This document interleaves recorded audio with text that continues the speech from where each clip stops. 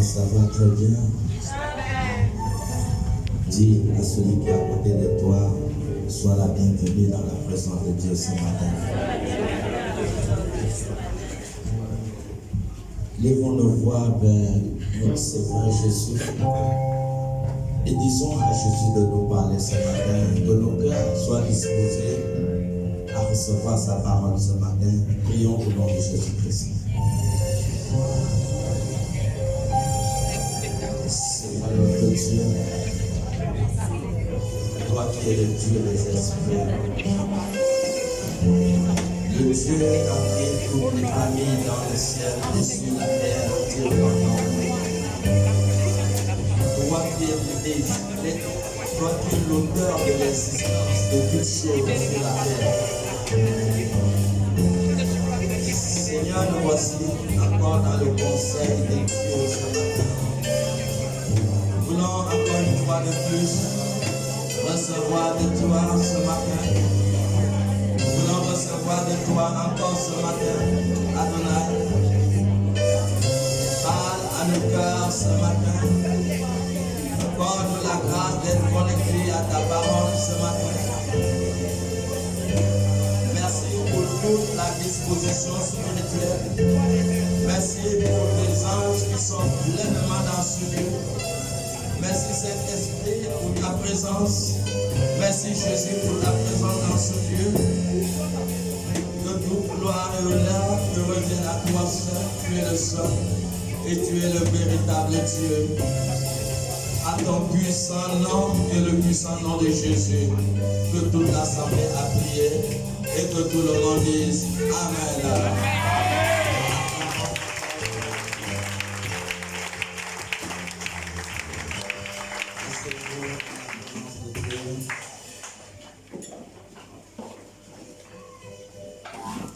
Nous sommes toujours sur le même thème du dimanche passé. Nous sommes sur le thème des 7 esprits de Dieu. Est-ce qu'on peut nous allumer le deuxième micro?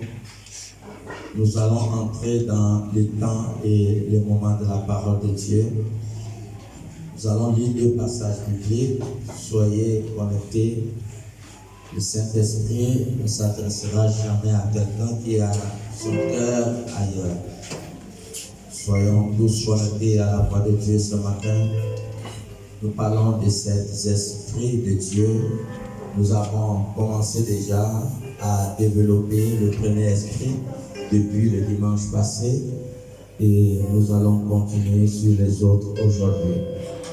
Nous allons lire 2 passages bibliques. Nous sommes dans le livre d'Ésaïe chapitre 11. Est-ce qu'on peut honorer le Seigneur Jésus-Christ en lisant sa parole étant debout? Ésaïe chapitre 11, nous allons lire le verset 2. Ésaïe chapitre 11, verset 1 à 2, il est dit Puis un rameau sortira du tronc d'Isaïe, et un rejetant naîtra de ses racines. L'esprit de l'Éternel reposera sur lui. Esprit de sagesse et d'intelligence, esprit de conseil et de force, esprit de connaissance et de crainte de l'Éternel. Ok, allons-y dans Psaume 82, le verset 6.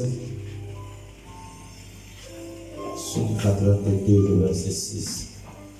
Psaume 82, verset 6, il est dit J'avais dit, vous êtes des dieux. Vous êtes des dieux. Vous êtes tous des fils du Très-Haut. Vous êtes tous des fils du Très-Haut. Asseyez-vous. Nous parlons sur les 7 esprits de Dieu.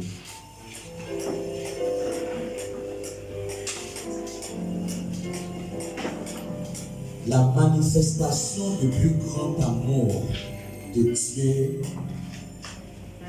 est l'homme. Il a lui a créé. L'homme est l'expression du plus grand amour de Dieu. Parce que après Dieu,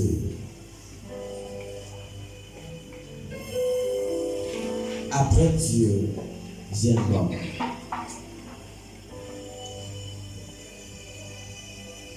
Voilà pourquoi l'homme reste le plus grand amour que Dieu a lui amené dans l'existence. Voilà pourquoi Dieu a conféré presque tous ses pouvoirs à l'homme. Parce que Jésus va dire tout ce que le Père m'a révélé. Il dit, je voulais communiquer. L'homme est un être très puissant. Parce que Somme 82, le verset 6 dit, j'avais dit que vous êtes des dieux. Dieu, nous sommes les enfants de Dieu. Nous sommes les enfants de Dieu et nous avons la nature de Dieu en nous. Voilà pourquoi nous sommes des dieux.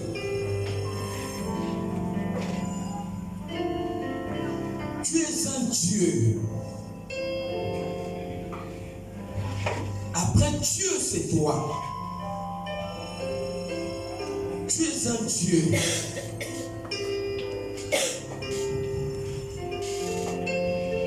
Un Dieu tout puissant. Et cette toute puissance, Jésus le révèle dans Luc 10, 19. Il dit, je vous ai doté du pouvoir. Je vous ai donné le pouvoir afin de dominer sur toutes choses. Et c'est ce qui fait de nous un Dieu. Parce que l'Esprit de l'Éternel est descendu en nous. L'Esprit de l'Éternel, c'est ce qui fait de nous un Dieu.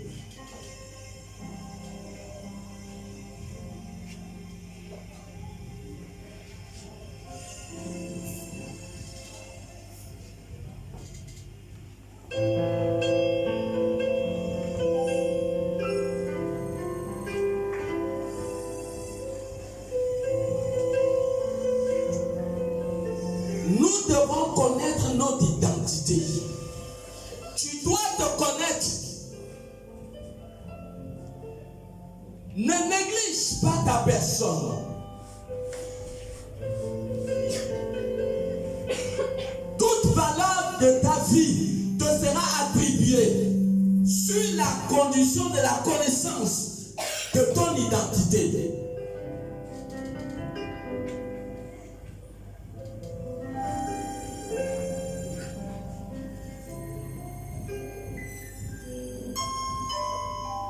Voilà pourquoi il dit dans Acte 1:8.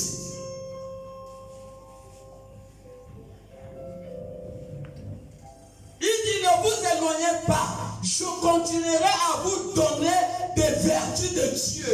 Je continuerai à vous donner une partie de moi pour que ce que je suis dans le ciel, vous le soyez aussi sur la terre. Et voilà pourquoi il dit dans Acte 1:8 que je vous donnerai une puissance. Et vous serez mes représentants sur la terre. Vous serez ambassadeurs sur la terre. Vous serez la représentation du royaume de Dieu sur la terre. Selon 2 Corinthiens 5, le verset 20.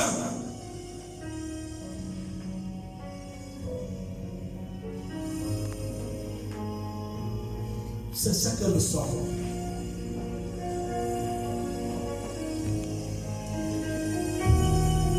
Voilà pourquoi un Dieu, selon Romains 8, 14, un Dieu est conduit par l'Esprit de Dieu. Un Dieu est conduit par l'Esprit de Dieu. Romains 8, 14. Et dans Romains 8, 14, car tous ceux qui sont conduits par l'Esprit de Dieu sont fils de Dieu. Tu es un fils de Dieu. Le fils d'un lion est un lion. Le fils d'un mouton est un mouton. Le fils d'un oiseau est un oiseau. Et tu es un fils de Dieu, Dieu, Dieu. Pourquoi te négliger? Pourquoi bannir? Ton identité, elle est spirituelle. Lorsque tu l'intègres dans ton âme et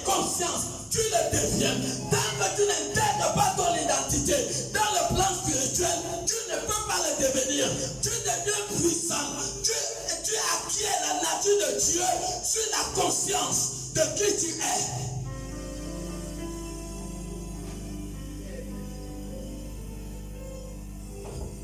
Lorsque tu découvres qui tu es, tu vas te comporter comme un représentant d'une nation, un ambassadeur dans un pays étranger. Se comporte et vit comme un représentant. Il sert, il porte une nation au-dedans de lui. Donc c'est quelqu'un qui s'habille comme un ambassadeur. C'est quelqu'un qui parle comme un ambassadeur. C'est quelqu'un qui parle dans les lieux qui sont requestés parce qu'il connaît qui il est. Il sait que c'est un représentant d'une nation. Et c'est ce que toi et moi nous sommes. C'est ce que nous sommes. Pourquoi te négliger? Pourquoi te négliger? La puissance ne peut qu'être investie sur la base de la prise de conscience de ta véritable personne. Ne te néglige pas. Ne te néglige pas.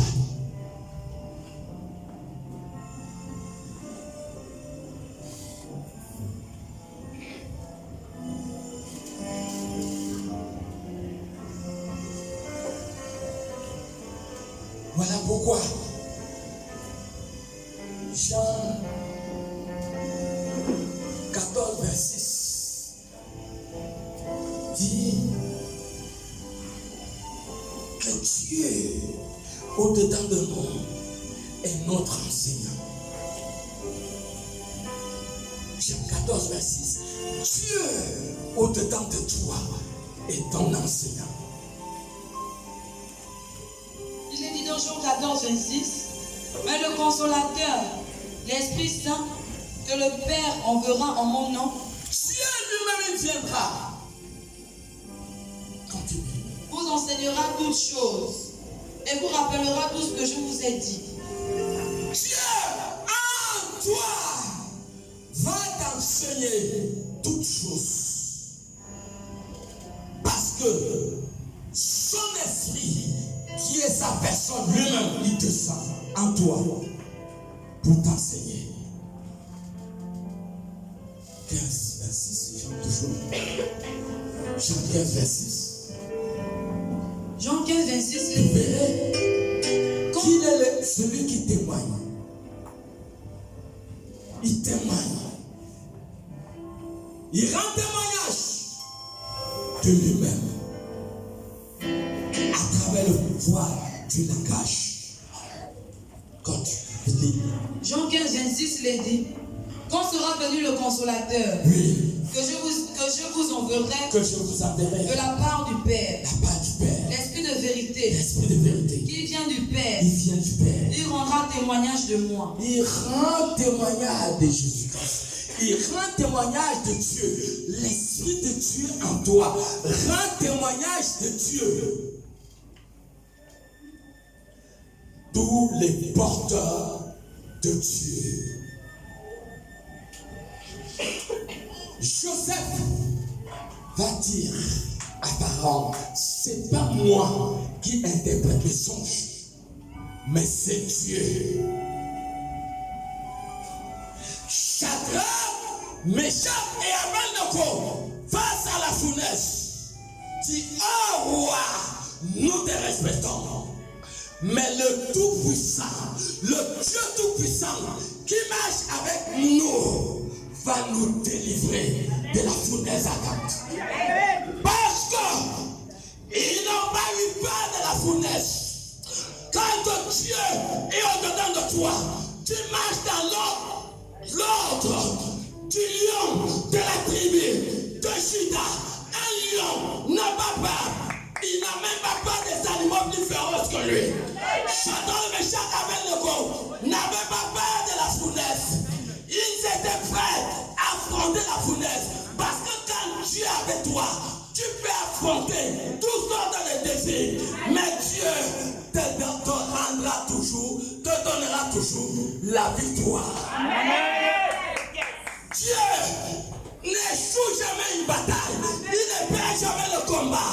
S'il est avec toi, tu vaincras tous les combats qui feront face à ta personne. Tu vaincras. Ils avaient cette assurance qu'ils devaient vaincre. C'est ça, la nature d'un Dieu. Il rend témoignage. Il est l'esprit de vérité. Jean 16, le verset 13. L'esprit de vérité.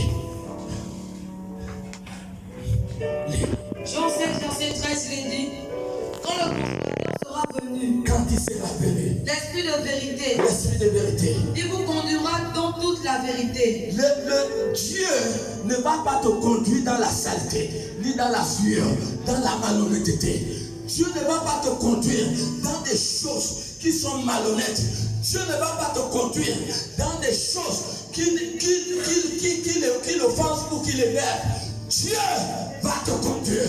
C'est le meilleur guide, c'est le meilleur ami, c'est le meilleur ami, c'est le meilleur ami, c'est la meilleure personne qu'un homme puisse marcher avec lui. Le meilleur compagnon, c'est Dieu. Et pour Dieu, compagnon, et ton avenir est dans l'assurance. Tu n'échoueras jamais. Si Dieu est avec toi, la parole dit que même si tout le monde se met contre toi, Dieu va les effacer. Qui sera contre toi si tu es avec toi? Personne. Personne ne pourra être avec toi. L'esprit de vérité qui marchera avec nous. L'esprit de vérité. Tous les dieux marchent dans la vérité. Ils ne marchent pas dans la fausseté. Tous les dieux sont sincères.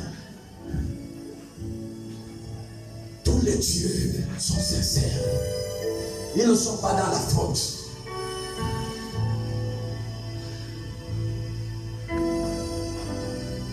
Voilà pourquoi tous les dieux occupent toujours la plus haute fonction. Tous les dieux, lorsque tu intègres Dieu dans ta vie, la honte sort. La honte automatiquement part. Lorsque tu intègres Dieu dans ta vie, et c'est ce que nous devons faire. L'esprit de vérité. La vérité, elle est puissante.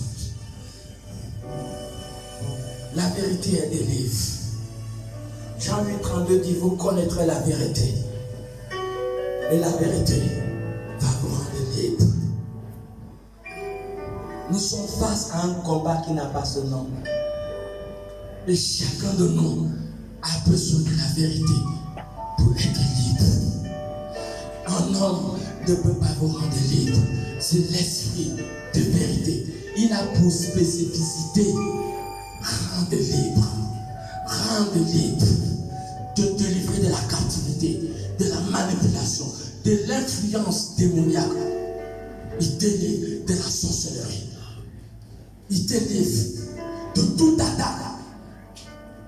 L'esprit de vérité. C'est ça, l'esprit de l'Éternel.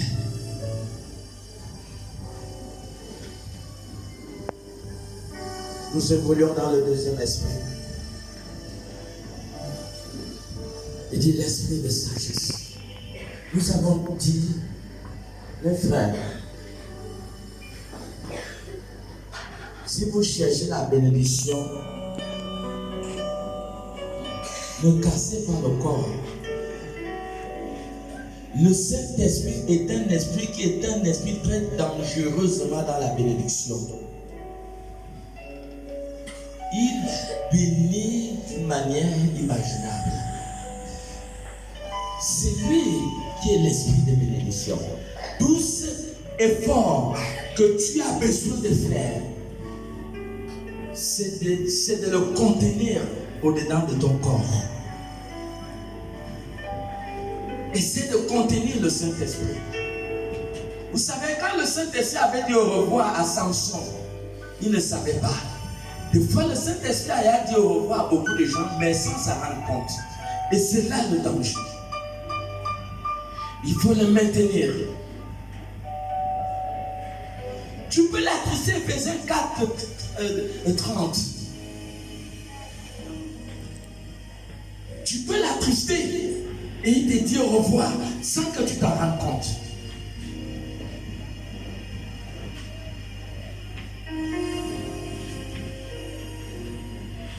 Oui. Ephésiens 4:30 le dit, attristé par le Saint-Esprit de Dieu, par lequel vous avez été scellés pour le jour de la rédemption. Vous pouvez l'attrister et qu'il vous dise au revoir à travers un acte abominable. Le Saint-Esprit ne vous mettra jamais en bas. Partout où vous allez partir, lorsqu'il est en vous, vous occuperez toujours la plus haute fonction. Même si vous n'êtes pas à la plus haute fonction, vous serez distingué. Vous serez distingué au milieu de la multitude à cause de ce mystère. C'est un esprit mystérieux qui habite en vous. Le Saint-Esprit n'est jamais quelque part, soit qu'il soit distingué au milieu de la multitude.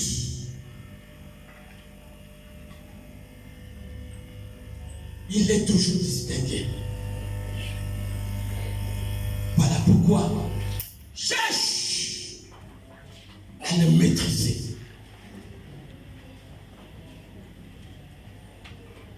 À travers la qualité de ton caractère, de ton comportement.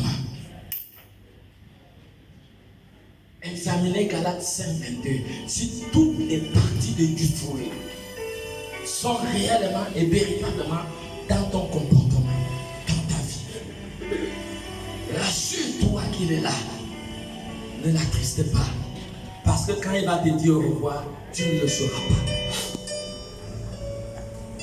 Mais Moïse a dit à Dieu, Éternel, dans Exode 33, il dit, Éternel, si tu n'es pas avec nous, nous ne partirons pas. Mais Moïse savait que s'aventurer sans Dieu peut constituer un risque. Beaucoup sont morts, tombés dans la tombe. Pères de famille, ils ont laissé la famille dans la souffrance. Des mères qui ont laissé des enfants orphelins. Pourquoi? Parce qu'ils se sont aventurés sans la présence de Dieu au-dedans d'eux. Même Exode 23, le verset 20, il dit, j'enverrai mon ange devant toi, qui te conduira sur le chemin. Mais en dehors de Dieu, l'ange de l'Éternel campe auprès de ceux qui le craignent. Dieu assure toute une garde spirituelle à tes côtés pour sécuriser ton avancée. Mais comment une mère peut courir au risque de s'engager sans Dieu? Et cela est défini comme une erreur abominable. Une erreur abominable. Parce que demain, il y aura les pleurs. Il y aura des pleurs.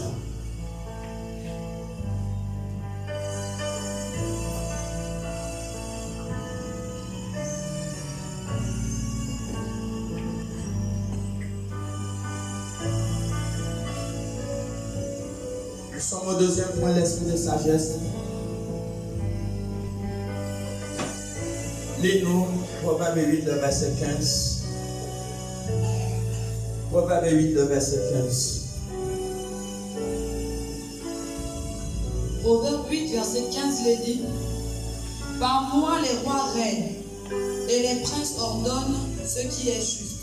L'instrument de règne, l'instrument qu'on règne avec, c'est l'esprit de sagesse. Le deuxième esprit de Dieu, l'esprit de sagesse. Vous n'avez pas de sagesse. Vous ne pouvez pas diriger et vous ne pourrez pas régner. Les rois règnent par un seul instrument, l'esprit de sagesse. Si vous n'êtes pas sage, vous allez tout détruire. Vous allez détruire tout autour de vous à cause du manquement de sagesse. Toute qualité d'un roi est d'abord la sagesse.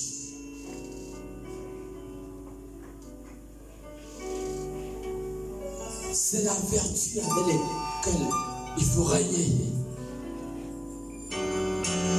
La sagesse t'amène à comprendre que tu ne dois pas regarder n'importe quoi. Tu ne dois pas écouter n'importe quoi.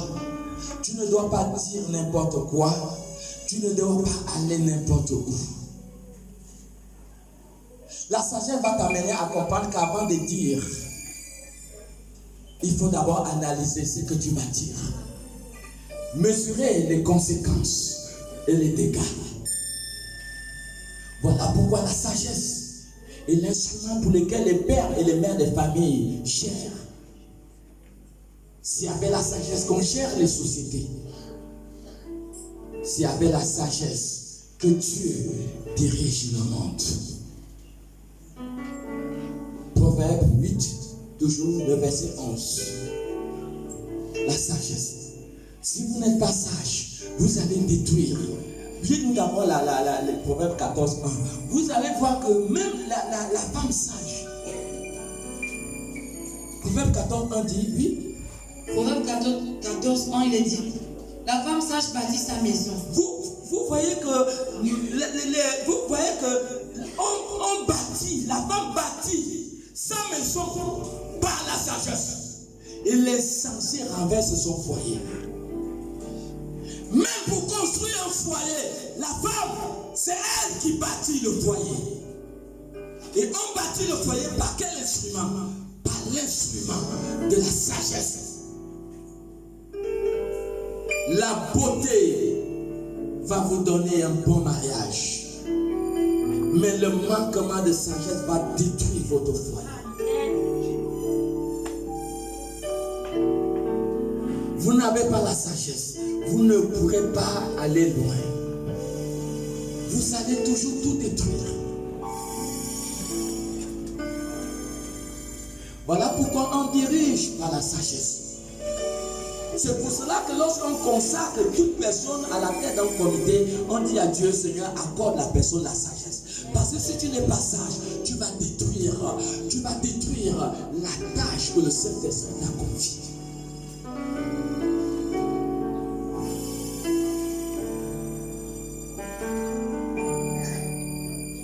Proverbe 8, 11. Proverbe 8, 11. La sagesse fera que tu vas arriver à l'université. Combien de filles ont détruit leur école parce qu'elles ont été grossies? Ça, c'est un manquement de sagesse. Je n'ai jamais vu quelqu'un en train de poursuivre deux lièvres à la fois. C'est impossible. Tu dois connaître ce que tu veux dans la vie. Soit les études, soit les hommes ou soit les femmes. Tu n'es pas sage, tu n'iras pas loin.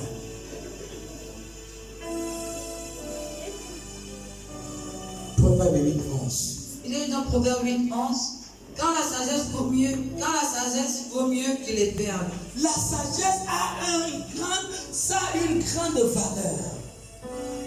Elle a plus de valeur que tous les objets de prix. Elle a plus de valeur que le héros. Elle a plus de valeur que le dollar. Parce que ce que la sagesse peut te donner, l'argent ne peut pas te donner cela. Il y a des problèmes que l'argent. Nous avons vu la femme qui avait la perte de sang dans Marc 5 à partir du verset 25. Nous avons vu cette femme elle n'était pas une femme pauvre. Elle avait de l'argent. Alors, si l'argent faisait le bonheur d'un homme, si l'argent pouvait résoudre tous les problèmes de la société, je vous assure que cette femme avait assez d'argent pour trouver la solution à son problème. Mais à un moment, elle a compris qu'il faut ce qui est au-dessus de la sagesse, au-dessus de l'argent. Il y a des choses que l'argent ne pourra pas vous procurer, que vous aurez besoin de la sagesse. Cette femme, elle a été sage pour toucher le cœur de Jésus.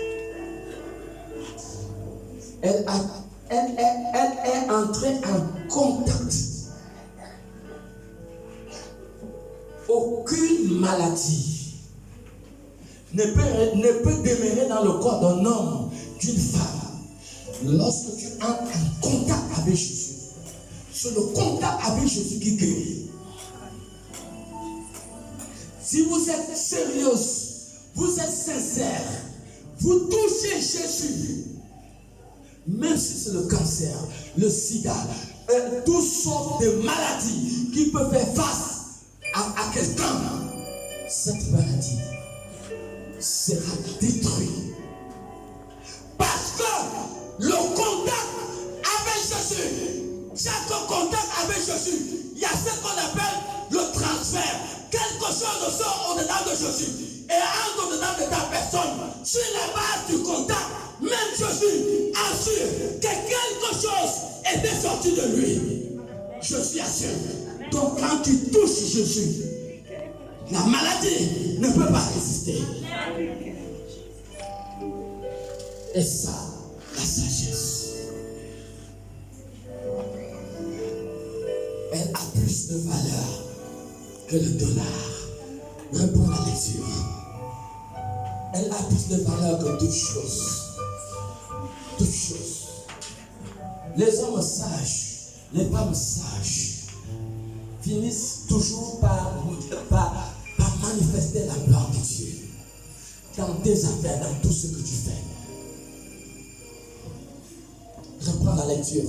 Proverbe 8, verset 11, il dit, car la sagesse vaut mieux que les perles. La sagesse vaut mieux que les perles. Elle a plus de valeur que tous les objets de prix. Elle a plus de valeur que tous les objets de prix. Oui, continue. Moi, la sagesse, c'est bon. Elle a plus de valeur que tous les objets de prix.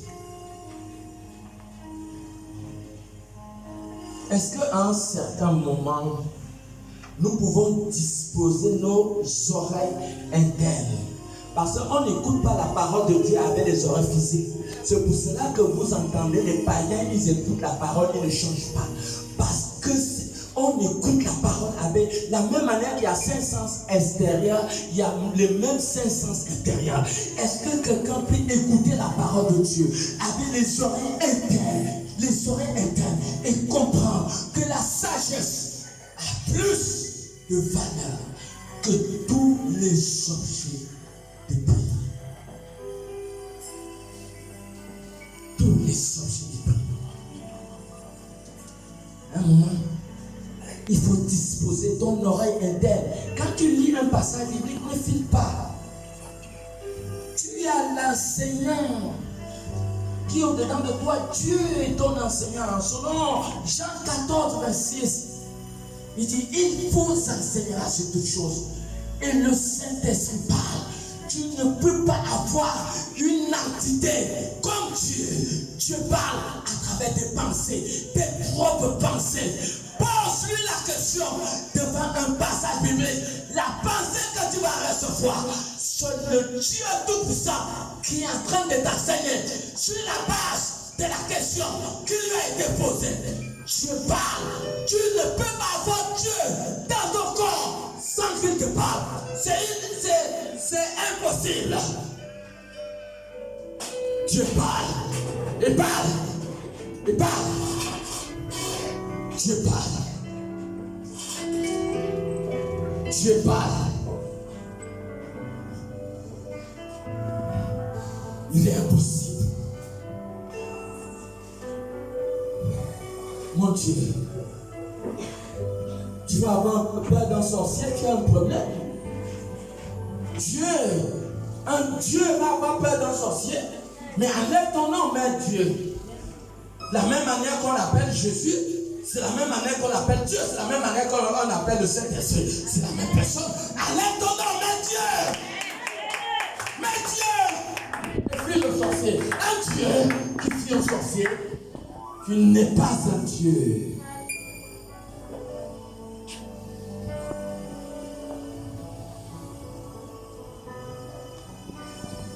Il n'a jamais perdu un combat.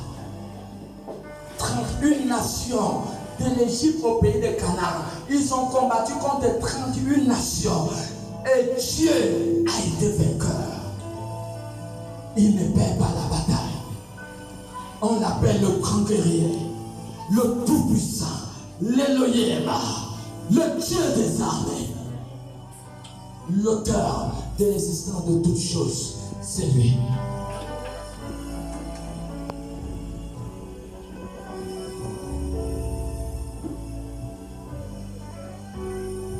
Proverbe 8, le verset 18. Il est le tout-puissant. Le tout-puissant. Proverbe 8, 18. Il est dans Proverbe 8, 18. Avec moi sont la richesse et la gloire, les biens durables et la justice. Mon Dieu, tu vas crier bénédiction, bénédiction. Mais prends Proverbe 8, 18. Quelle bénédiction tu vas créer une des jours. Mais Dieu dans ton corps est une bénédiction. Une très grande bénédiction. C'est ce qui a élevé Daniel à la plus haute magistrature au royaume de Darius. Quand il y a Dieu, tout marche. Les affaires marchent, tout. Tout est surnaturel. Vous n'avez pas vu quand Dieu est entré dans l'arche de Pierre, dans Luc 5, qu'est-ce que la barque de Pierre est devenue? Une barque qui a pêché toute la nuit. Mais quand Dieu a mis pied dans cette barque, Pierre a pêché le poisson comme sa barque n'avait jamais attrapé. Il a crié au secours. Quand Dieu te bénit, tu vas crier au secours. Que les gens viennent t'aider à soulever l'argent. Oui. Tu cries au secours. Le Saint-Esprit, maman, c'est un esprit de bénédiction et c'est ici. Quand tu as le Saint-Esprit, ça te transforme. Le Saint-Esprit ne peut pas résoudre dans de toi et tu es orgueilleux. C'est faux.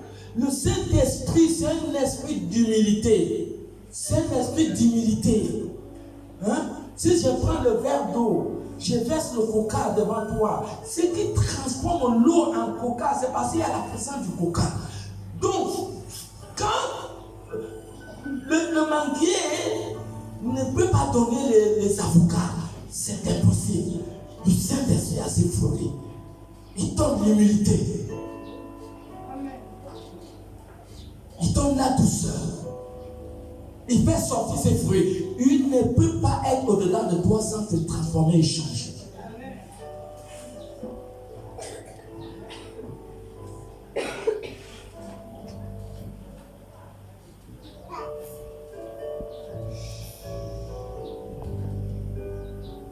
Relis encore.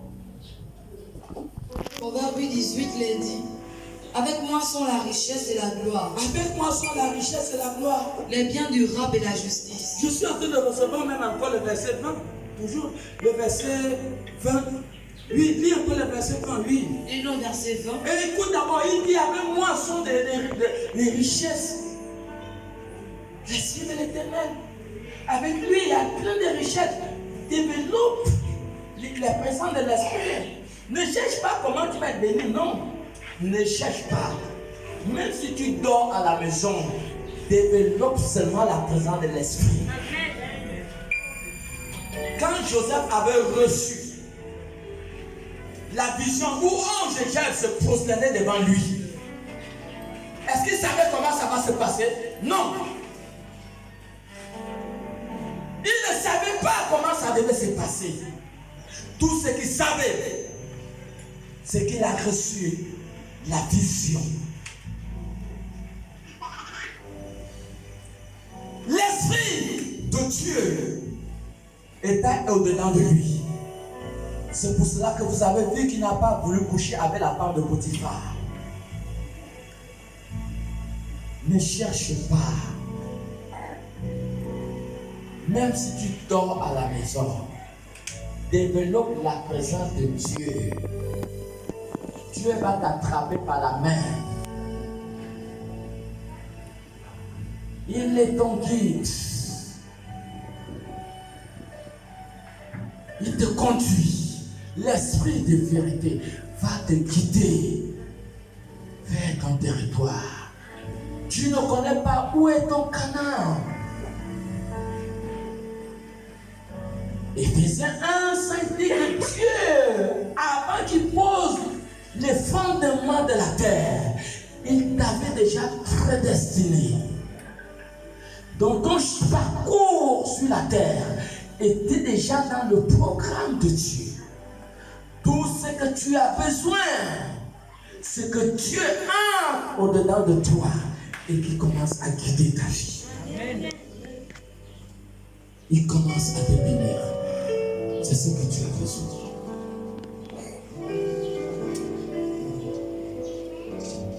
Proverbe 8, le verset 20. Il est dit dans Proverbe 8, verset 20. Je marche dans le chemin de la justice. Je marche dans le chemin de la justice. Au milieu des sentiers de la droiture. Au milieu du chemin de la droiture. Continue. Pour donner des biens à ceux qui m'aiment. Pour donner des richesses à ceux qui l'aiment. Et pour remplir leur trésor. Et pour remplir leur trésor.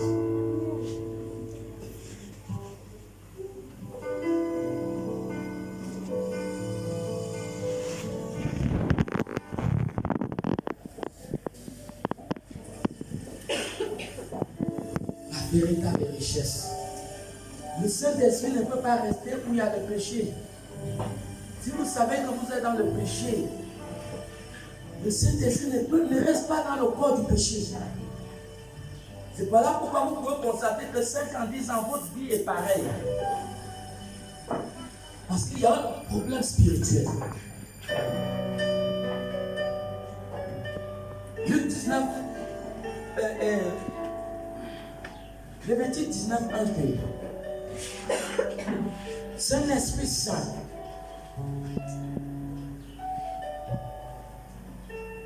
Il ne reste pas dans le péché. Lui, Lévitique 19, verset 1 à 2, il est dit.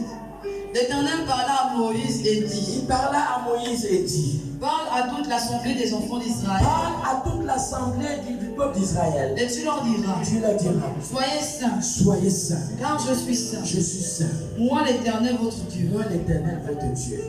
Donc Dieu reste dans un vase propre. Mon Dieu. Comment tu peux prier pour la bénédiction alors que le Saint-Esprit n'est pas en toi? Ce que tu dois faire, chasse tout ce qui peut empêcher le Saint-Esprit d'être en toi et entre dans un processus de bénédiction. Tout ce que tu as besoin.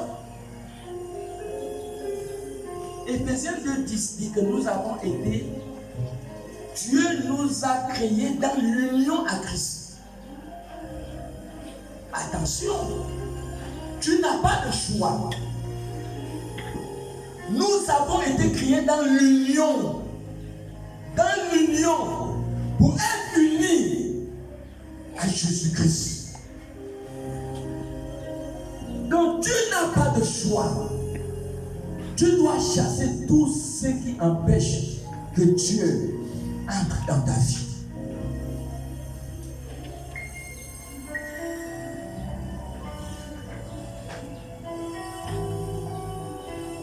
L'esprit de sagesse.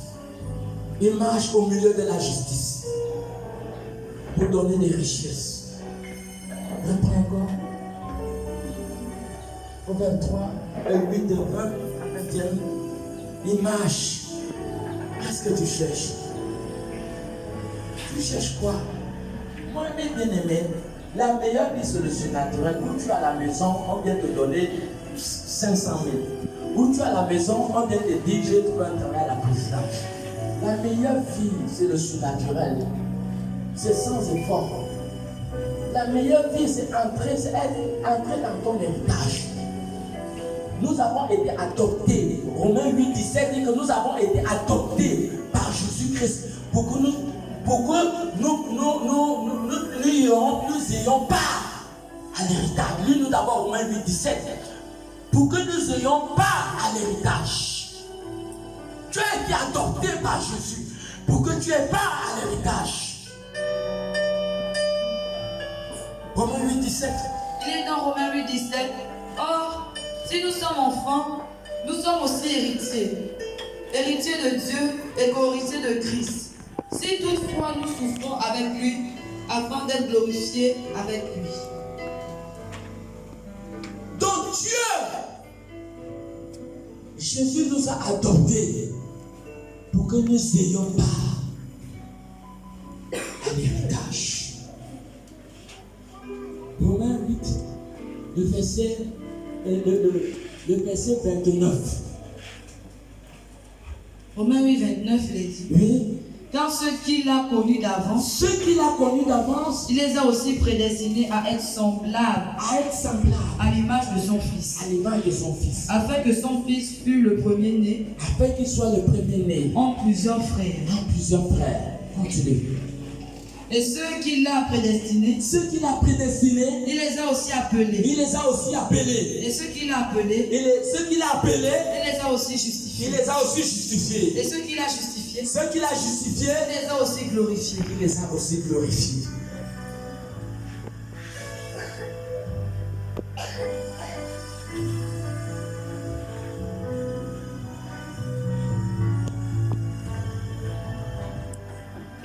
La présence de l'Esprit.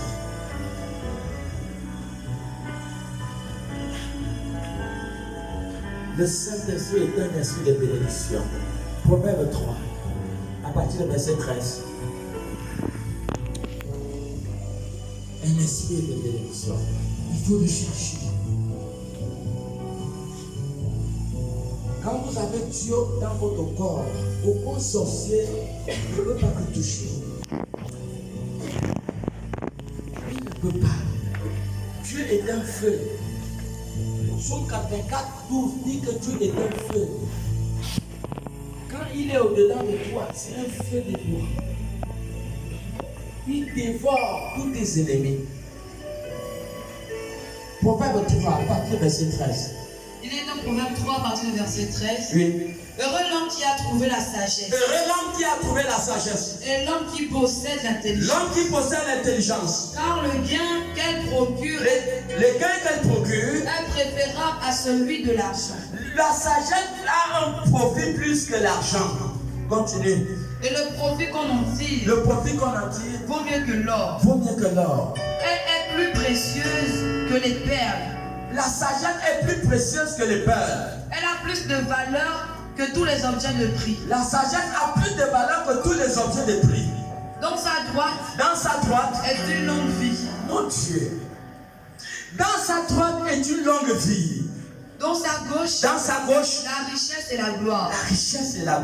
Ses voies sont des voies agréables. Ce sont des voies agréables. Et tous ses sentiers sont paisibles. Et tous ses chemins sont paisibles. Elle est un arbre de vie. C'est un arbre, la sagesse, l'esprit de sagesse est un arbre de vie. Pour ceux qui la saisissent. Pour ceux qui la convoitent. Et ceux qui la possèdent. Sont heureux. C'est la sagesse que l'Éternel a fait. La sagesse. Dans sa main droite, longue vie. Dans sa main gauche, richesse et gloire. L'esprit de sagesse.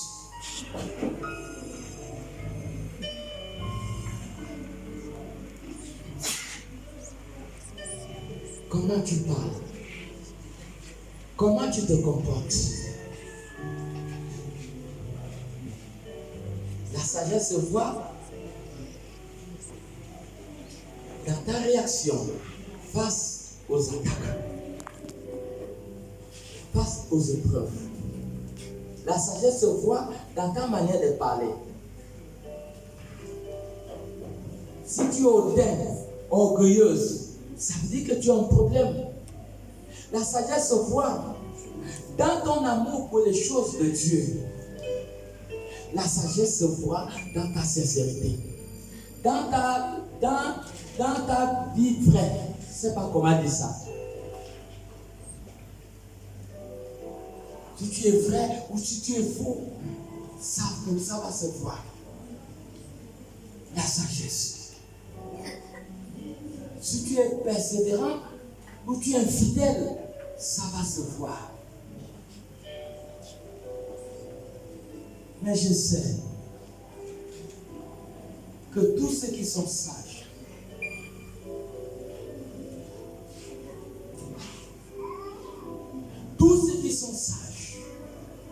vivent longtemps.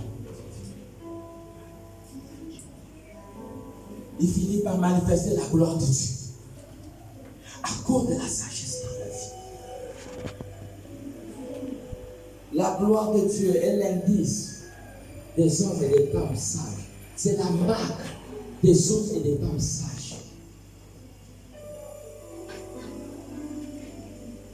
Si tu es sage, tu seras toujours élevé. La sagesse va toujours se voir.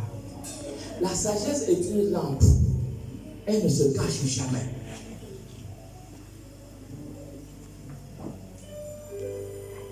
Elle est puissante.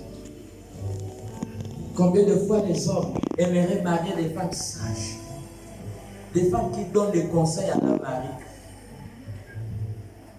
des femmes que leur mari donne un bon témoignage.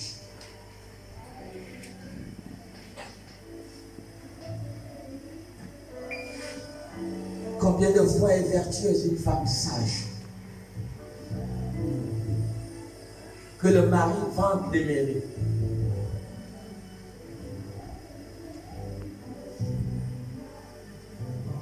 Vous pensez qu'on va mettre n'importe qui chef de classe?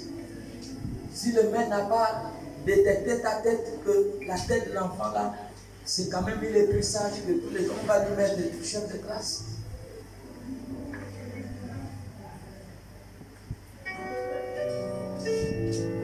Qu'est-ce qui a amené Daniel, dans Daniel 6, à la plus haute magistrature? C'est l'esprit qui est au-dedans de lui. L'esprit qui est au-dedans de lui, même Darius a reconnu qu'il a un esprit supérieur. On appelle ça l'esprit supérieur, l'esprit de sagesse, l'esprit de Dieu.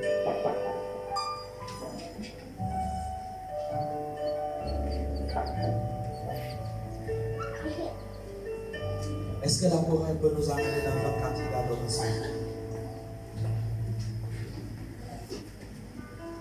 L'esprit de sagesse. Dans l'intimité avec toi, je veux être. Dans l'intimité, emmène-moi. Dans l'intimité, emmène-moi.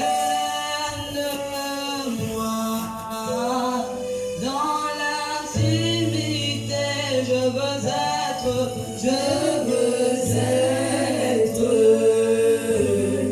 Dans l'intimité, je veux être.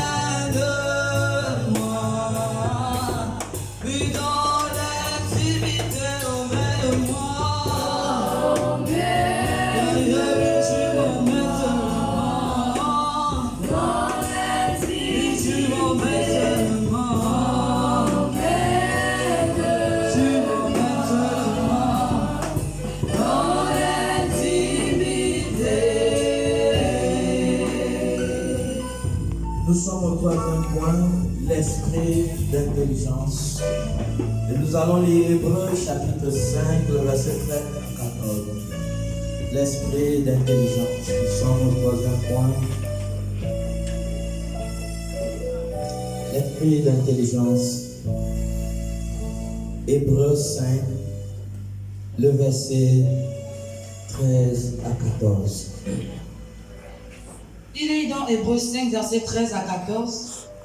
Or, quiconque en est au lait n'a pas l'expérience de la parole de justice. Il n'a pas l'expérience de la parole de justice. Car il est un enfant. Mais la nourriture solide est pour les hommes faits. Pour ceux dont le jugement est exercé. Par l'usage à discerner. Ce qui est bien. De ce qui est mal. Est-ce que vous comprenez? Reprends encore. Oui. Or, quiconque en est au lait n'a pas l'expérience de la parole de justice. Arrête-toi là. Voilà pourquoi vous voyez que les gens, certaines personnes, marchent dans l'injustice. Ils marchent dans la fraude, dans la malhonnêteté. Ils sont dans le mensonge, malgré qu'ils soient à l'église. Parce qu'au fait, ils n'ont pas l'expérience. L'expérience de la vertu de la justice. Parce que ce n'est que l'enfant qui n'a pas cette expérience de pouvoir discerner le bien et le mal. Lorsque quelqu'un n'a pas la faculté de discerner le bien et le mal, ça veut dire que cette personne est au lait. Cette personne est un enfant.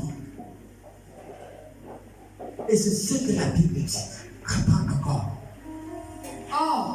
Or, quiconque en est au lait n'a pas l'expérience de la parole de justice. Il n'a pas l'expérience de la parole. Dans la justice, c'est une expérience. Il faut avoir l'expérience pour adopter, pour vivre la justice. La justice est une particularité de Dieu. La justice est une vertu de Dieu. La justice est une partie de Dieu. Et celui qui au lait n'a pas cette expérience. Il ne connaît pas discerner le bien et le mal. Et c'est ça le problème. Continue. Car il est un enfant. Mais la nourriture solide. C'est pour les hommes faits. Pour ceux dont le jugement est exercé par l'usage à discerner ce qui est bien. Ces personnes sont fils et filles. Ils ont l'amabilité, la capacité de discerner ce qui est bien et ce qui est mal. Continue. Dont le jugement est exercé par l'usage à discerner ce qui est bien de ce qui est mal. Voilà.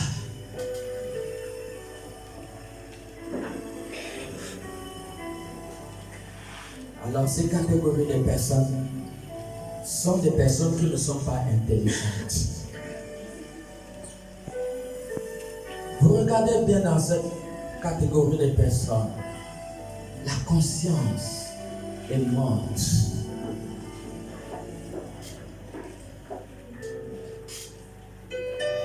Dieu habite dans la conscience.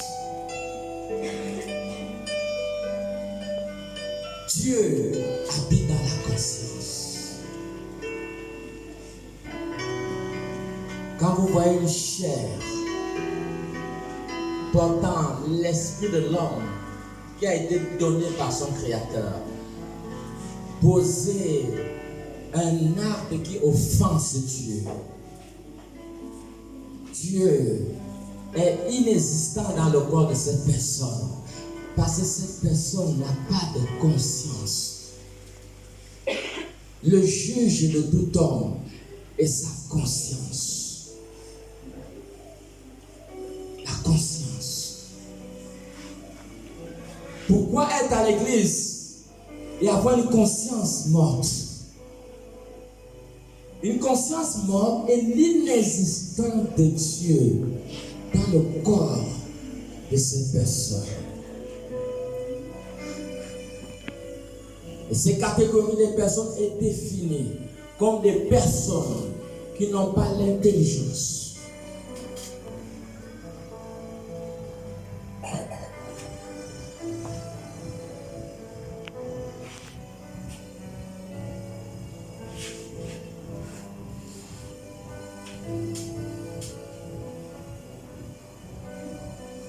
Nous avons vu Salomon, 1 roi 3, et à partir du verset 10 à 15. À partir du verset 9 même à 15. Vous avez vu Salomon? Salomon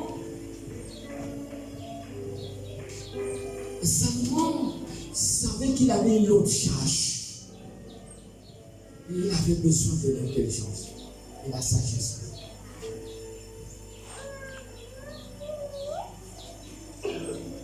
Qui ne cherche pas un futur, qui ne cherche pas un avenir,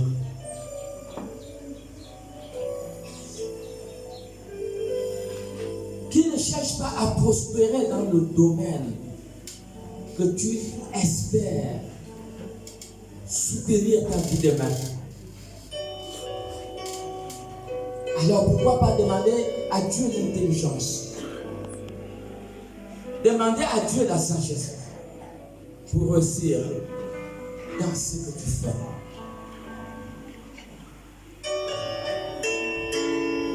Même pour élever les enfants, il faut demander à Dieu la sagesse. C'est ce que Salomon a fait. Salomon était face à une lourde charge. Tu es responsable d'un comité. Demande à Dieu la sagesse. Parce que sans la sagesse, tu vas tout détruire.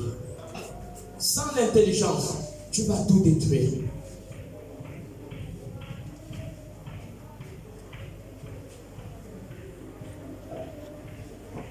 Un roi 3 à partir du verset 9 à 15. Et dans 1 roi 3 à partir du verset 9 à 15. Accorde donc à ton serviteur un cœur intelligent pour juger ton peuple, Oui. pour discerner le bien du mal. Car qui pourrait juger ton peuple, ce peuple si nombreux? Cette demande de Salomon plut au Seigneur. Oui. Et Dieu lui dit, puisque c'est là ce que tu demandes, Oui. puisque tu ne demandes pour toi ni une longue vie, ni les richesses, ni la mort de tes ennemis, et que tu demandes de l'intelligence pour exercer la justice, voici, j'agirai selon ta parole. Je donnerai un cœur sage et intelligent, de telle sorte qu'il n'y aura eu personne avant toi et qu'on ne verra jamais personne de semblable à toi. Je te donnerai en outre ce que tu n'as pas demandé, des richesses et de la gloire, de telle sorte qu'il n'y aura pendant toute ta vie aucun roi qui soit ton pareil. Et si tu marches dans mes voies, en observant mes lois et mes commandements, comme l'a fait David ton père, je prolongerai tes jours. Salomon s'éveilla, et voilà le songe. Voilà. Donc, Salomon a demandé à Dieu la sagesse et l'intelligence pour diriger.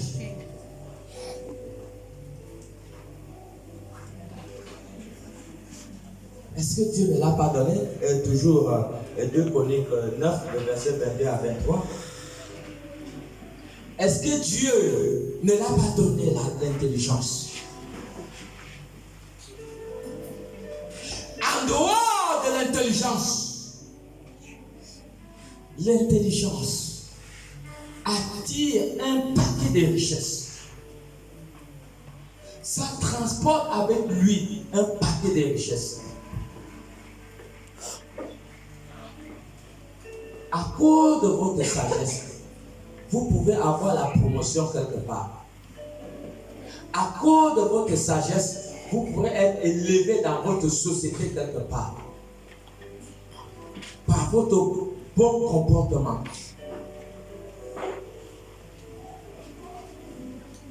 Cette demande a plu à Dieu. Et en dehors de l'intelligence que Salomon a demandé à Dieu,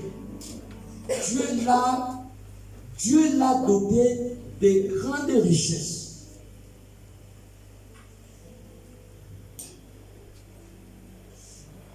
Deux Chroniques 9, 22, 23.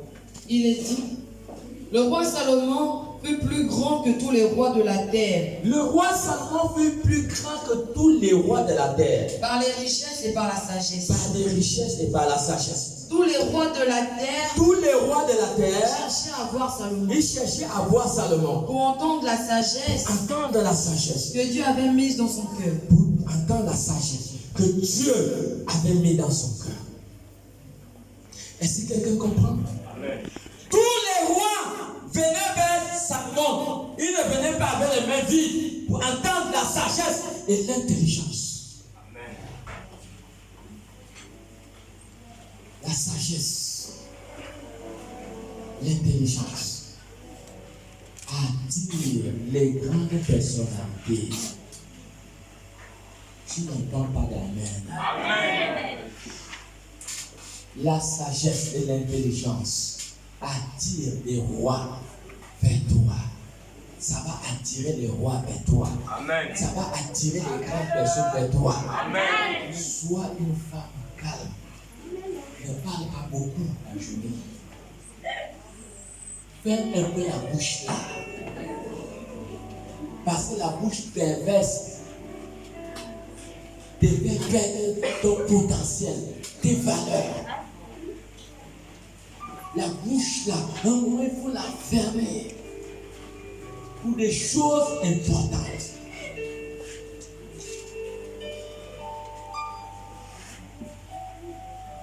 La sagesse, l'intelligence, ça attire.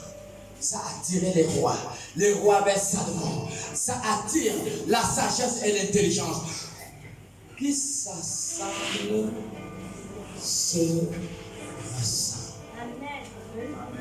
Maman, tu ne peux pas être dangereusement sage, intelligent et attirer les macailles vers toi. C'est inadmissible, c'est faux. C'est vrai ou c'est faux? God. Ça a attiré les rois. Et je déclare ce matin que la sagesse dans la vie d'une femme, d'un homme, va attirer les rois vers ta vie, vers ta personne. Au nom de Jésus. Ça va attirer. Sois sage. Je vous assure, si vous êtes sage, vous savez, l'intelligence et la sagesse amènent toujours le calme. Vous êtes calme, vous n'êtes pas trop bavard, vous arrivez dans une société, tout le monde, dans le deuxième, troisième jour que vous arrivez, tout le monde vous a déjà distingué. Que vous êtes vraiment quelqu'un qui est calme, quelqu'un qui est tranquille. C'est ça la sagesse. Mais quand vous ouvrez votre bouche là pour parler, les gens viennent entendre, les gens viennent écouter. Parce que ce qui sort dans votre bouche, c'est quoi? C'est l'or. Ça attire l'or. Ce qui sort dans la bouche d'un sage, d'une femme sage, ça t'attire l'or. Ça t'attire le diamant. Ce qui sortait dans la bouche de Salomon a attiré l'or vers lui. Maman, peut-être ils n'ont pas bien compris. Relis encore le passage biblique. 2 Chroniques 9, 22, 23, oui.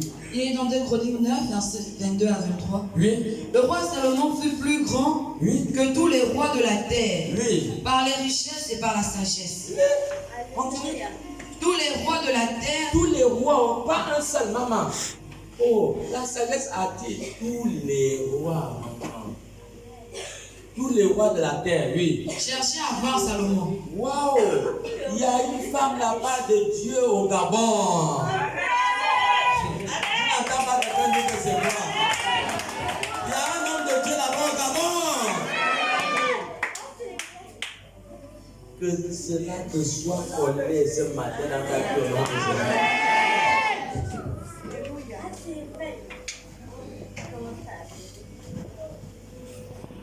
Pas des femmes donc. Ah, tu me déranges. Ah, quitte-moi là. Ah, tu veux savoir qui est avec moi?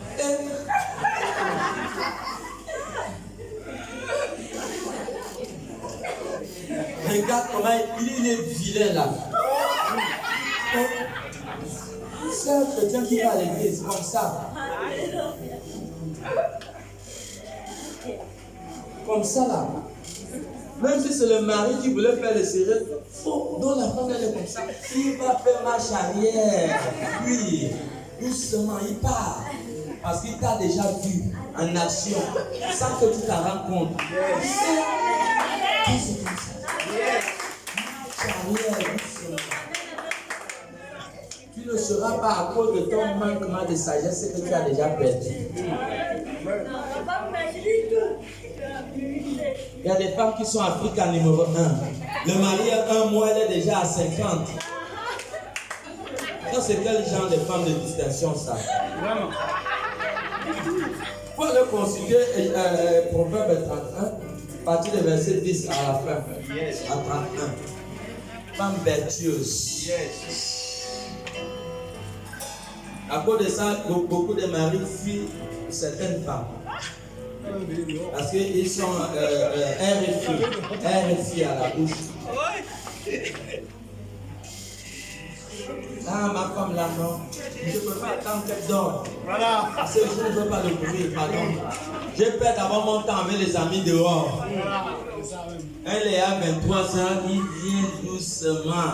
Il va se laver. Il va aller manger à sa café dehors là-bas. Ou bien il va à la cuisine, il ouvre la mamie doucement. Il se sert pour le manger. Il vient dormir comme le caméléon à côté de sa femme. Pour éviter le bruit. Que quelqu'un dise que ça, c'est pas ma portion au nom de Jésus-Christ. Femme sans sagesse. Et même les hommes aussi, c'est pareil. La femme est devenue la serpillère. La serpillère.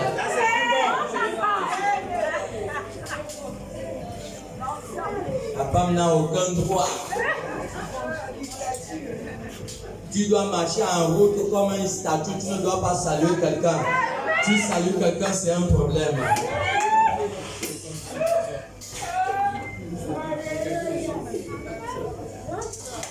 Amen.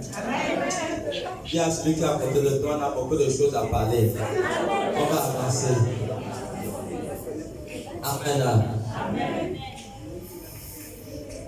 Nous évoluons dans le quatrième esprit, l'esprit de conseil.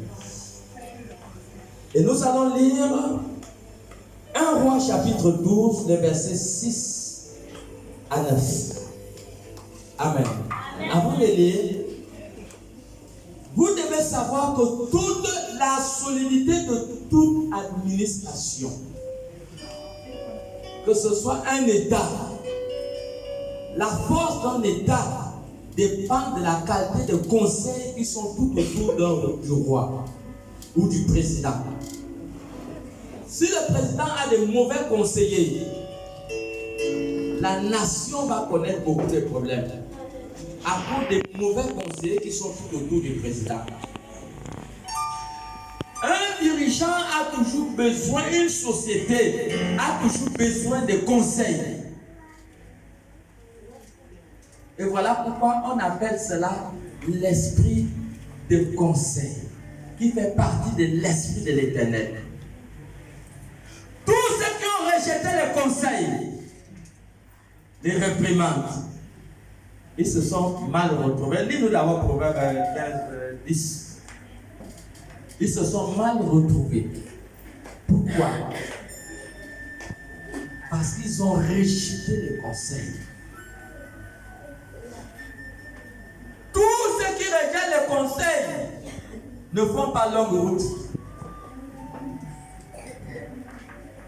Parce que ce sont des aveugles.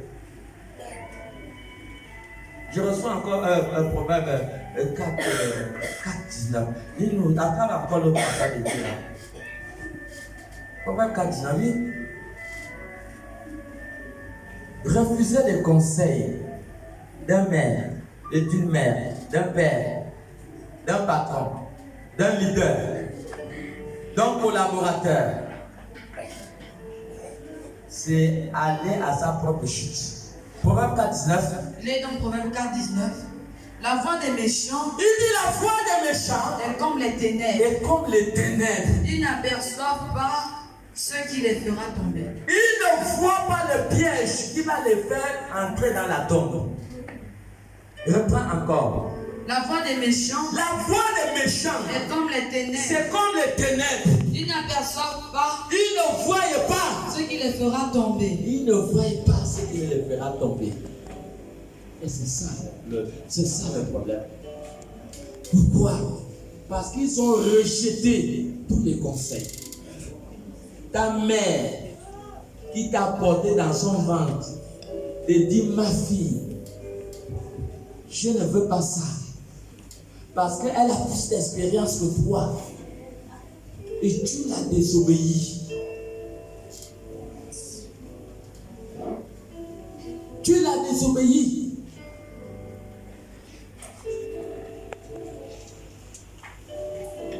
Ton père te dit ça, mon fils, je ne veux pas ça. Et tu désobéis à ton père. Ton père qui vit avant toi, je ne sais pas ce que tu fais. Mais tous ceux qui ont refusé les conseils se sont retrouvés dans les ténèbres, ne voyant pas ce qui va les faire tomber des mains. Ce sont des aveugles. Proverbe 15:10. Ils n'aiment pas les réprimandes.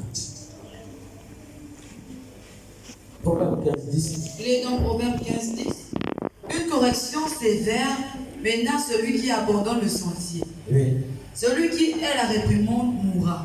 Tous ceux qui n'aiment pas les corrections, ils n'aiment pas qu'on leur conseille, qu'on leur reproche.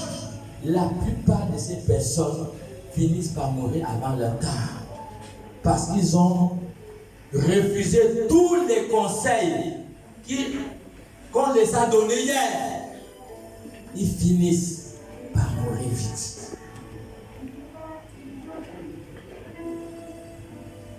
C'était le cas de Roboam. Roboam, on était où? Deux rois. Un roi, oui.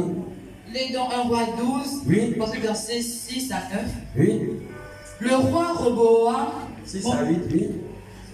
Le roi Roboam Le roi Roboam, consulta les vieillards qui avaient été auprès de Salomon, ils ont consulté les vieillards de l'époque de Salomon, son père, pendant sa vie. pendant sa vie. Et il dit, Il dit, que conseillez-vous de répondre à ce peuple? oui. Et voici ce qu'ils lui dirent.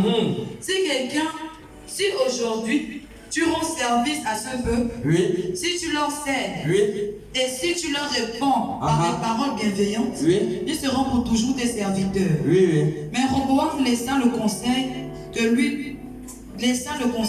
lui avaient donné les vieillards, et il consulta les jeunes gens qui avaient grandi avec lui Oui. et qui l'entouraient.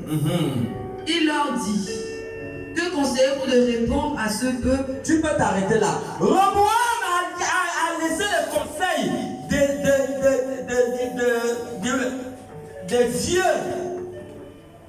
vieux de son père. Il a laissé les conseils des vieux, des vieillards, pour aller écouter les conseils des jeunes.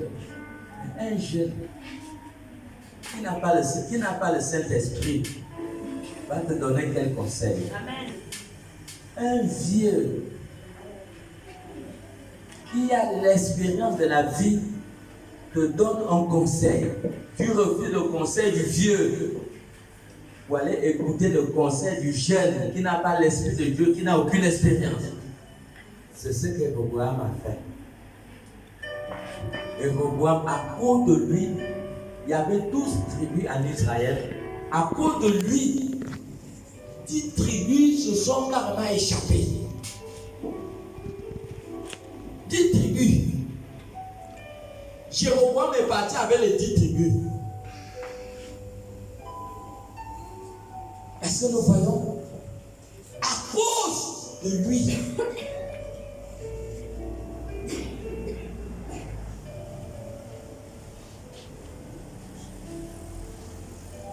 Tout ce que vous ne comprenez pas,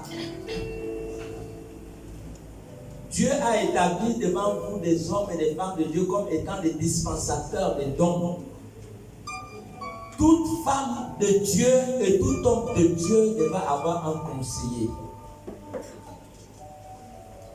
Tout ce que vous ne comprenez pas, ne vous engagez pas sans que vous ayez un éclaircissement, sans que vous ayez une vision plus claire dans la chose à travers un conseiller. Ne passez pas à l'action si vous n'avez pas eu une bonne directive, une bonne direction concernant ce problème. Chaque femme de Dieu et chaque homme de Dieu devra avoir un conseiller. La force de toute structure dépend de conseil. Voilà pourquoi vous entendez le conseil d'administration. La force de toute nation, de toute présidence, dépend des conseillers qui sont tout autour du président. Le président n'entreprend pas une action sans d'abord consulter les conseillers. C'est ça la sagesse. Voilà pourquoi nous trébuchons. Pourquoi? Parce qu'on s'est engagé dans des choses sans d'abord demander le conseil aux aînés, sans demander le conseil au père et aux mères. Même si tu as une relation avec un homme, tu es jeune. Parfois ta mère, maman, tu vois la tête du garçon là comment? Quand la tête du garçon là arrive, si ta mère dit il faut tourner le dos. Parce que ta mère a des yeux plus clairs que toi. S'il voit la tête du garçon, le père te dit mon fils, il faut faire attention. Est-ce que quelqu'un comprend? Amen.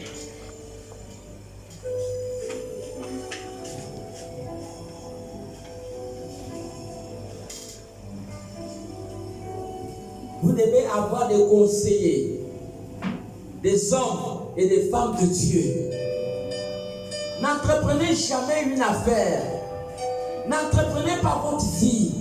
Votre premier conseiller d'abord c'est votre mère. Votre deuxième conseiller c'est votre père. Ou je n'ai pas encore dit votre premier conseiller c'est le père. Votre deuxième conseiller c'est votre mère. Le troisième conseiller c'est le pasteur. Vous pouvez ajouter en dehors de votre pasteur, vous pouvez ajouter notre pasteur comme conseiller. Vous devez être chargé de conseils pour ne pas échouer dans la vie. C'est ça le secret de tout pouvoir. Les conseillers, ils ont un grand salaire chaque fin du mois. Ils donnent seulement le conseil au président. Et à la fin du mois, ils ont le salaire. C'est un travail. Parce que c'est le cerveau qui travaille. L'esprit de conseil. Le quatrième esprit. Le cinquième esprit, nous avons l'esprit de force. Allons-y dans Malachie 3:8. L'esprit de force. Rapidement. Malachie, pas Malachie, Michée 3:8.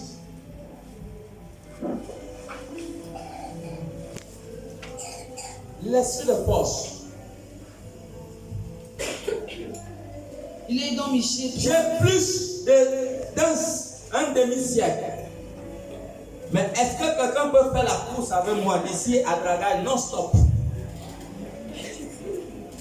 On va voir qui est vieux. Si c'est toi, si c'est moi.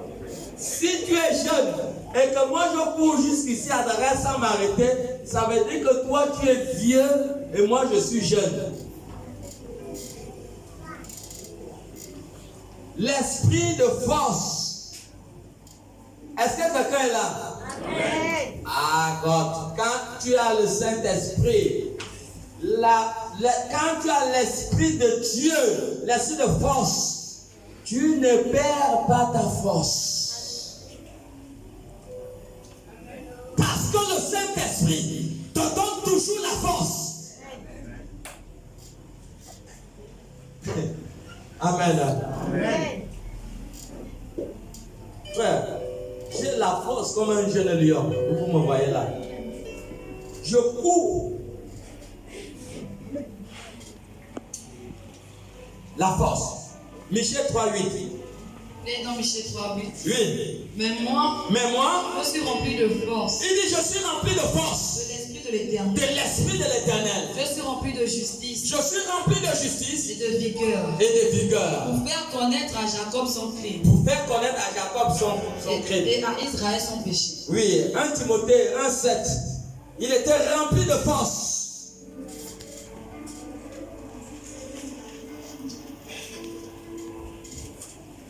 Les gens 1 Timothée 1, verset 7. Oui. Il veut être docteur de la loi. 1 Timothée. Hébreu 1 Timothée. 2 Timothée 1:7. L'esprit de force.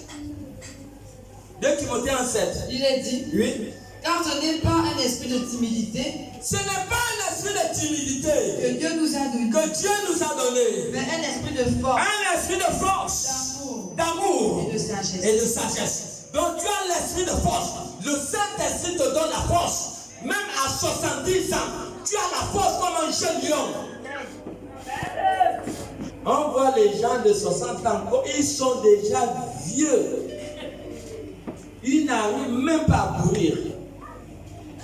60 ans, tu n'as même pas encore commencé.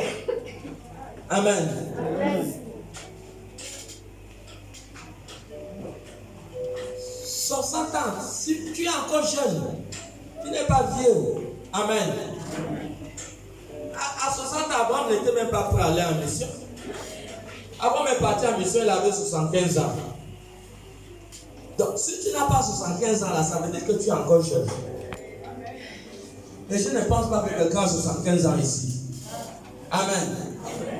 Dis à celui qui est à côté de toi que si tu n'as pas 75 ans, tu dois courir ici, Dragaï, non-stop.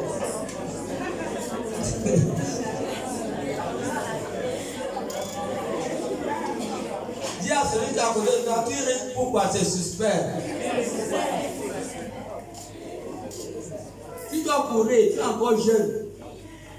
Amen. Josué 14, 10 à 11. Le Saint-Esprit est l'esprit de force. Ça te donne la force. C'est pas comme si tu as 50 ans, tu es comme ça.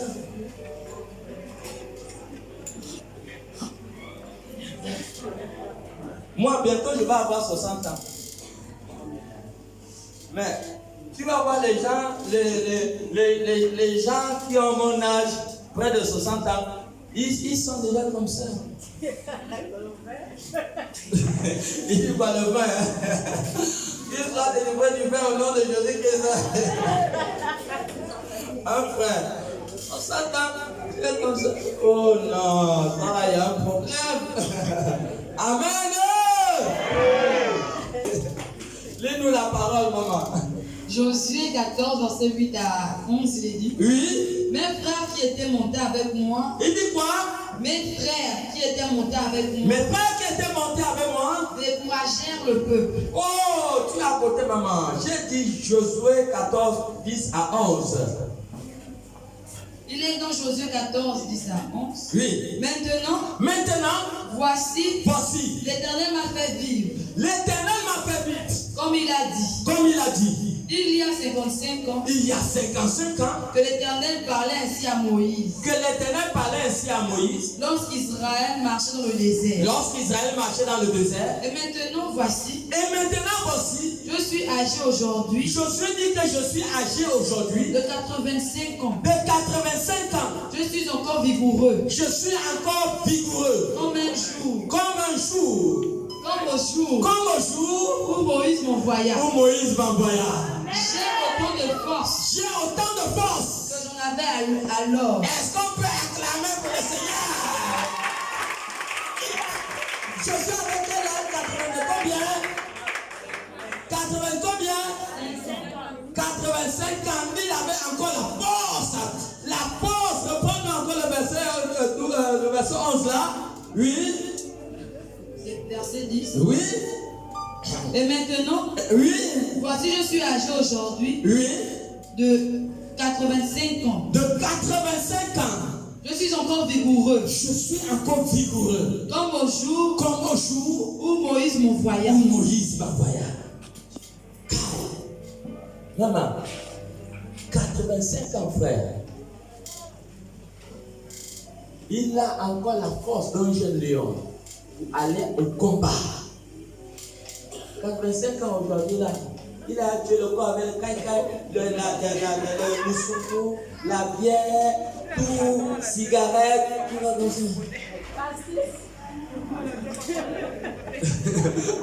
si tu fais ça, amen. L'Éternel dit cela ne sera pas ma portion au nom de Jésus. Alléluia. L'esprit de force. Amen, amen. Nous sommes au 6e point, il nous reste 10 minutes. L'esprit de connaissance, 2 Pierre 1, 2.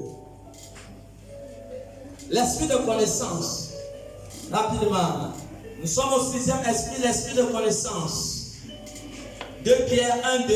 Oui. Il est dans 2 Pierre 1, 2. Oui. Que la grâce et la paix vous soient multipliées par la connaissance de Dieu. Voilà. Tu lis aussi Osée 4, 6. Que la grâce et la paix vous soient comment multipliées. La grâce et la paix sont multipliées. Par quoi? Par la connaissance. Donc, l'ingrédient de multiplication de grâce, l'ingrédient de multiplication de grâce et de bénédiction, c'est quoi? C'est la connaissance. C'est la connaissance. Que la grâce vous soit multipliée. Par quoi? Par la connaissance. Donc, si tu veux que ta grâce soit multipliée, tu dois exceller en matière de connaissance. Osée 4, 6. Il est dans Osée 4, 6. Mon peuple est détruit. Mon peuple est détruit. Parce qu'il lui manque la connaissance. C'est pas le diable qui détruit les gens. Est-ce que quelqu'un comprend? Dis à celui qui est à côté de toi que c'est pas le diable qui détruit les gens. Dis-lui ça bien.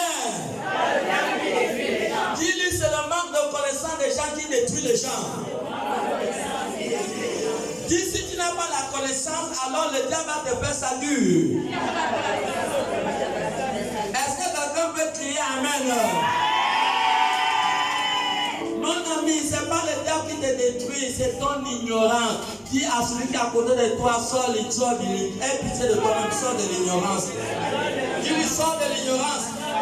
Dis-lui, tu n'es pas fatigué que le diable te mente tous les jours. Dis-lui, tu n'es pas fatigué que le diable te bastonne tous les jours. Alléluia! La Bible ne nous dit pas que c'est le diable qui... Les gens sont détruits à cause du diable. Peut-être moi aussi j'ai mal compris. Reprends bien la lecture. Il dit quoi? Mon peuple est détruit. Mon peuple est détruit. Parce qu'il lui manque la connaissance. Parce qu'il lui manque la connaissance. Si tu n'as pas la connaissance, tu seras détruit. Le manque de connaissance amène automatiquement la destruction. Tu prends ta Bible, tu vas balancer ça en bas du lit. Mardi à l'étude biblique, tu ne viens pas détruire. Comment résister contre le diable? On ne te voit pas. Tu t'en fiches pas mal de ce qu'on appelle la connaissance.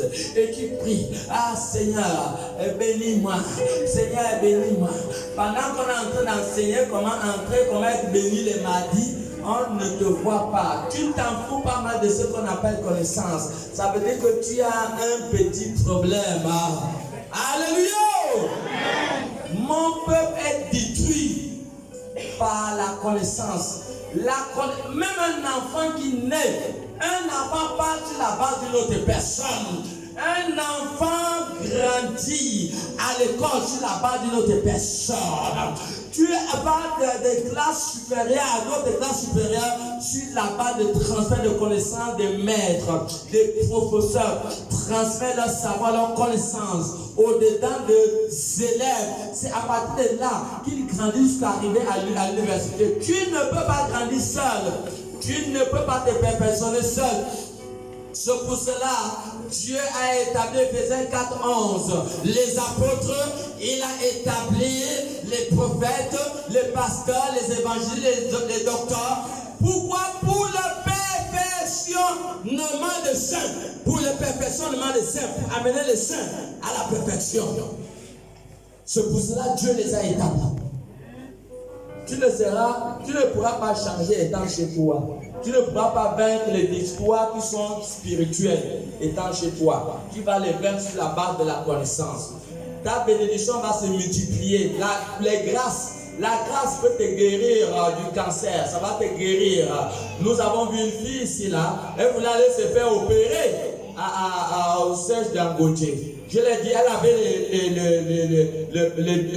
les trucs comme les abcès dans le sein. J'ai dit non, il faut qu'on prie d'abord. Parce que le docteur avait localisé, c'était le cancer ou quoi. J'ai dit on prie d'abord. On a prié. Et c'est comme ça qu'elle a commencé à se manifester. Elle a commencé à se manifester. Ça a été révélé que lorsque sa grand-mère était morte, on a pris sa photo, on a mis dans le cercueil. Et on a enterré sa grand-mère avec sa photo dans le cercueil. Et c'est le même démon là qui ont lancé le cancer dans ses seins. La grâce va vous donner ce que l'argent ne pourra pas vous donner. Et vous avez besoin que cette grâce se multiplie. Et la grâce ne peut que se multiplier sur le fait que vous quittez de chez vous.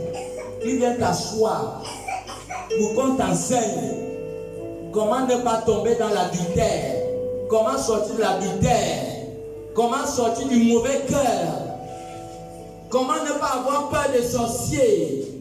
On t'enseigne comment grandir, comment être un Dieu. On t'enseigne comment accomplir ton destin, ta mission, ton appel. Toutes ces choses sont enseignées. La connaissance est multipliée. C'est multiplié. La grâce est multipliée par la connaissance. Si tu négliges la connaissance, tu es perdant.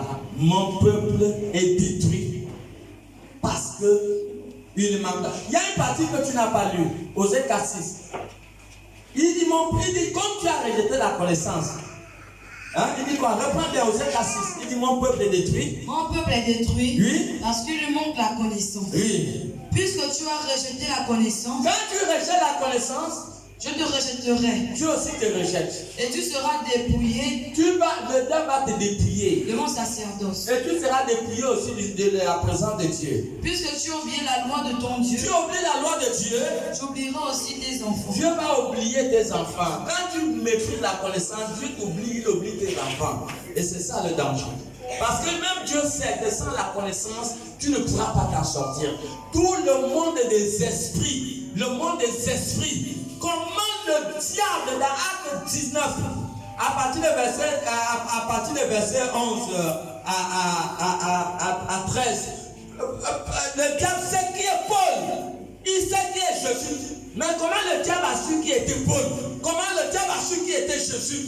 Le diable connaissait Paul comment? Le diable a connu Paul parce que Paul connaissait les mystères de l'invisible. Paul connaissait comment l'invisible fonctionne. C'est ce que tu as besoin. Nous sommes dans un monde où il y a des esprits qui sont dans l'invisible. Ce sont ces esprits qui détruisent les gens. C'est des démons, ils sont dans le corps des gens. Tu as besoin de connaître comment ils fonctionnent. Voilà. Donc ces démons connaissaient Paul, ils connaissaient Jésus. Donc si tu ne connais pas le fonctionnement des esprits des démons, mais ils vont te détruire.